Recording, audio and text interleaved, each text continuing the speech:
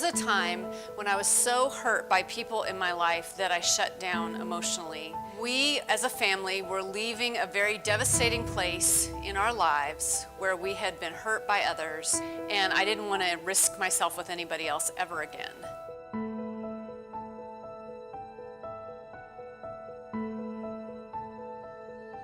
So we drove to this little tiny place on a ranch somewhere, and we were going to live in a barn.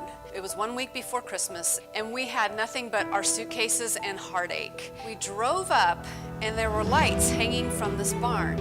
And we opened the door, and our friends were there. And there was a Christmas tree there with presents under it. There were fresh cookies that had just been baked. And that's when the Lord really taught me something important about pain. That when you go through relational pain, the thing that God does to heal that pain is to use community. So the very community that breaks you is the avenue by which God heals you. But the problem is, when we're hurt, we erect this great bitter wall.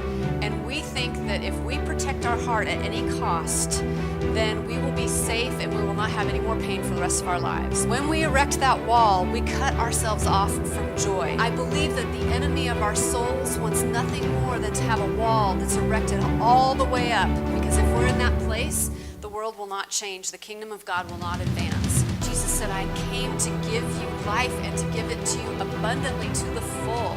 I really prayed about the vehicle and the avenue I would use to convey this truth. And the Lord reminded me during that time of prayer that I should walk through the Lord's Prayer with anyone that's been hurt. So I walked through the structure of the Lord's Prayer as a healing journey. What does it mean that we have a Father in heaven? What does it mean to have God's kingdom here on this earth in our relationships, even our painful ones? People walk into a Christian bookstore because they're hurting. They want to find a solution to their problem. They may not know that they have a wall around their heart, but their relationships are not the way that they want them to be. My heart in writing this book is that there would be an army of people who love Jesus, who are willing to really do the fun, difficult, hard work of taking that wall down so the whole world will be changed. I'm married to Demuth, and I've written a book called The Wall Around Your Heart.